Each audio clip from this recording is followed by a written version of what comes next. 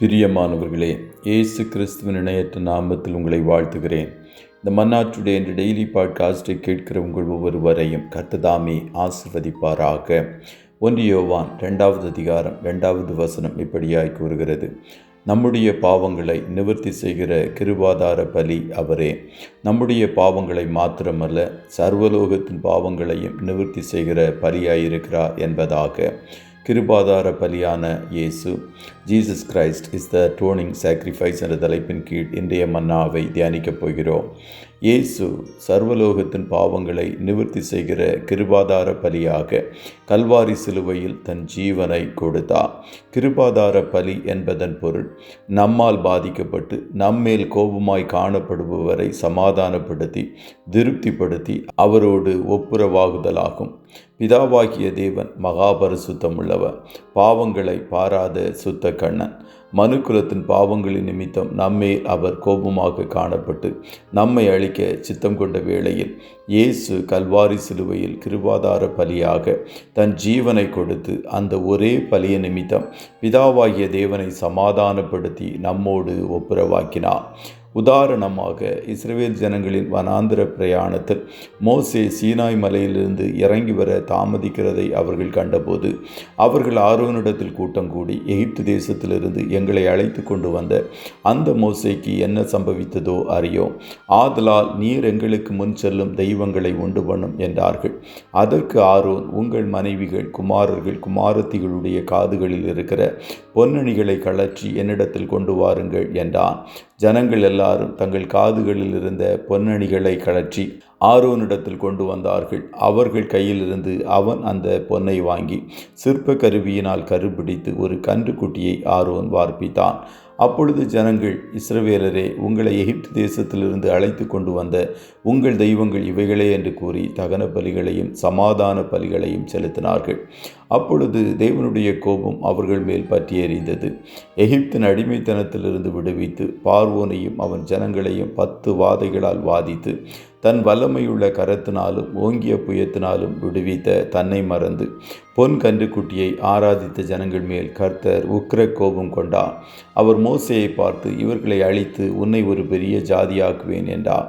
அப்பொழுது மோசே அவர்களை நிர்மூலமாக்கவும் அவர்களுக்கு தீங்கு செய்யும் பொருட்டு அவர்களை புறப்பட பண்ணினார் என்று எகிப்தியர் சொல்லுவானே.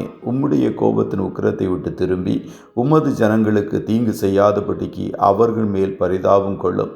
உமது தாசராகிய ஆபிரகாமையும் ஈசாக்கையும் இஸ்ரவேலையும் நினைத்தருளும் என்று கெஞ்சி பிரார்த்தித்தான். அப்பொழுது கர்த்தர் தமது ஜனங்களுக்கு செய்ய நினைத்த தீங்கை செய்யாதபடிக்கு பரிதாபம் கொண்டார். இயேசுவும் கூட பிதாவாகிய தேவனுடைய கோபம் நமக்கு எதிராக வெளிப்படவிருந்த வேளையில் நமக்காக கிருபாதார பலியாக சிலுவையில் ஜீவனை கொடுத்தார். கர்த்தருடைய பிள்ளைகளே, நாம் தேவனுடைய ஜனங்களாக காணப்பட்டிருந்தும் அனுதினமும் துணிந்து நாம் செய்கிற மீறுதல்கள், அக்கிரமங்கள், பாவங்கள் தேவனுடைய இருதயத்தை அதிகமாய் பாதிக்கிறது. சபைகளில் காணப்படுகிற உலகத்தின் காரியங்கள், மாம்சீக கிரியைகள், பரலோக மாதிரிக்கு ஒவ்வாத ஆராதனைகள் தேவனை துக்கப்படுத்துகிறது. பாவங்களை பாவமாய் பாராதபடி பலகீனம் என்று சொல்லி தப்பிக்கிற பொல்லாத ஜனங்களை கர்த்தருடைய கண்கள் காண்கிறது. இவற்றின் நிமித்தம் தேவ கோபம் பற்றியறிந்து நம்மை ஏற்கனவே அழித்திருக்க வேண்டியது. ஆனாலும் நமக்காக கிருபாதார பலியாக கல்வாரி சிலுவையில் மரித்து அடக்கம் பண்ணப்பட்டு உயிரோடு எழுந்து இன்று பிதாவின் வலது பார்சத்தில் வீற்றிருந்து இயேசு நமக்காய் பரிந்து பேசுவதனாலே நாம் பிழைத்திருக்கிறோம் என்பதை மறந்து போகாதிருங்கள். ஆகையால் பாவம் செய்யாதபடிக்கு பரிசுத்தமாய் வாழ்வதற்கு உங்களை அர்ப்பணியுங்கள். உங்கள் நடக்கைகள் எல்லாவற்றிலும் பரிசுத்தம் காணட்டும். அப்பொழுது கர்த்தருடைய ஆசீர்வாதம் உங்களையும் உங்கள் சந்ததிகளையும் பின்தொடரும். கர்த்ததாமே உங்கள் ஒவ்வொருவரையும் ஆசீர்வதிப்பாராக. ஜெபம் செய்வோமா? நல்ல தகப்பனை, உம்மை நன்றியோடு துதிக்கிறோம். இந்த மன்னாற்றுடைய என்ற டெய்லி பாட்காஸ்டை கேட்கிற உம்முடைய பிள்ளைகள் ஒவ்வொருவரையும் கர்த்ததாமே ஆசீர்வதிப்பீராக. அப்பா, கல்வாரி சிலுவையில் எங்களுக்காக கிருபாதார பலியாக மாறி எங்கள் பாவங்களை நிவர்த்தி செய்து மன்னிப்பை தந்தீரே, அதற்காய் கோடி ஸ்தோத்திரம். இன்றைக்கும் பிதாவின் வலது பாரசத்திலிருந்து எங்களுக்காய் பரிந்து பேசி கொண்டிருக்கிற உம்முடைய மேலான அன்பை நினைத்து உமக்கு துதி ஸ்தோத்திர பலிகளை ஏறெடுக்கிறோம். சிலுவையை குறித்து நாங்கள் தியானிக்கிற இந்த நாட்களில் சிலுவையின் தியாகமான அன்பை புரிந்து கொள்வதற்கு எங்களுக்கு பிரகாசமுள்ள மனக்கண்களை கர்த்தர் தருவீராக. எங்கள் வாழ்க்கையை முழுவதுமாய் ஒரு ஜீவ பலியாய் அர்ப்பணித்து உம்மை சேவிப்பதற்கு கிருபை தாரும். இன்றைய தினம் உம்முடைய பிள்ளைகள் கையிட்டு செய்கிற வேலைகளை ஆசீர்வதியும், போக்கிலும் வரத்திலும் உடனிடும், கண்ணன் மணி போல காத்தருடும். ஆட்டுக்குட்டியானவருடைய இரத்தத்தின் பாதுகாப்பிற்குள்ளாய் ஒவ்வொருவரையும் கொடுத்து இயேசுவின் நாமத்தில் வாழ்த்தி ஜெபிக்கிறோம் நல்ல பிதாவே. ஆமே ஆமே.